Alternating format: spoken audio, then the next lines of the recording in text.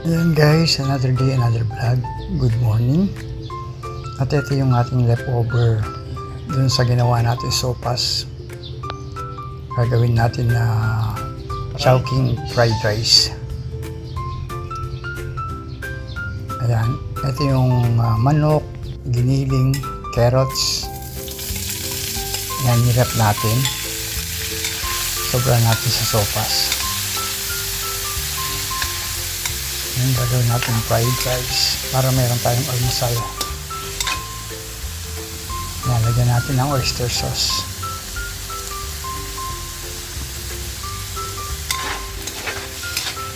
Ayan guys,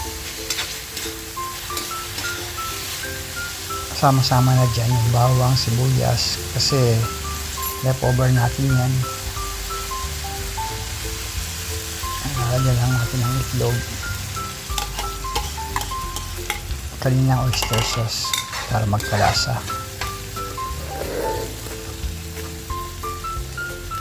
Ayan guys, sa mga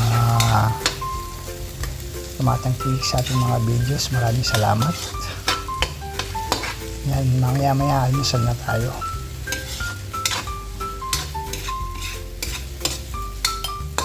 Ayan, nilagay na natin yung kanin na niluto natin kagabi.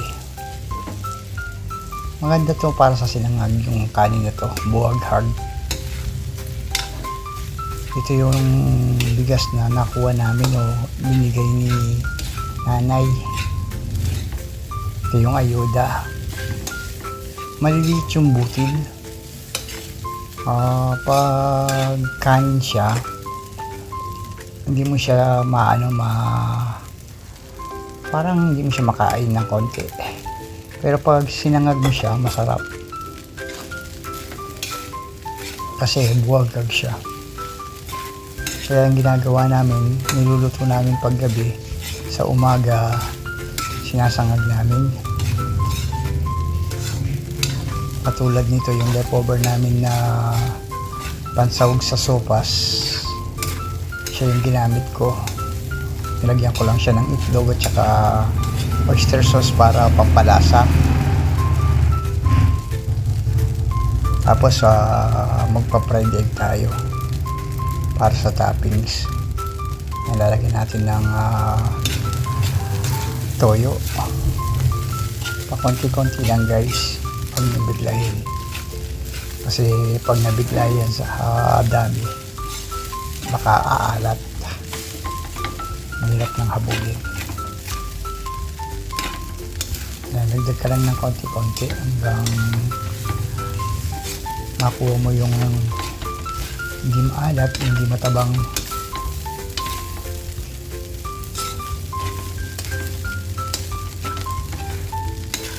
Salamat nga pala sa mga kasama natin dyan. Ito, nilagyan ko ulit ng oyster sauce dahil kulang yung kanina.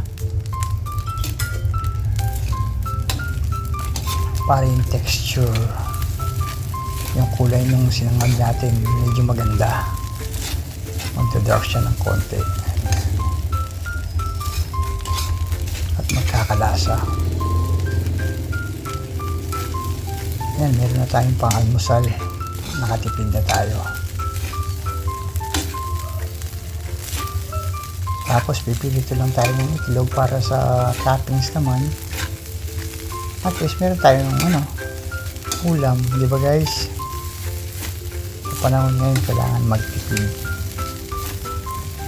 Kasi yung almusal pa lang namin 250 na a day.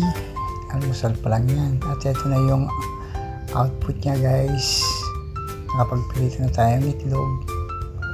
Yan, 2 itlog, 20 pesos. Salamat!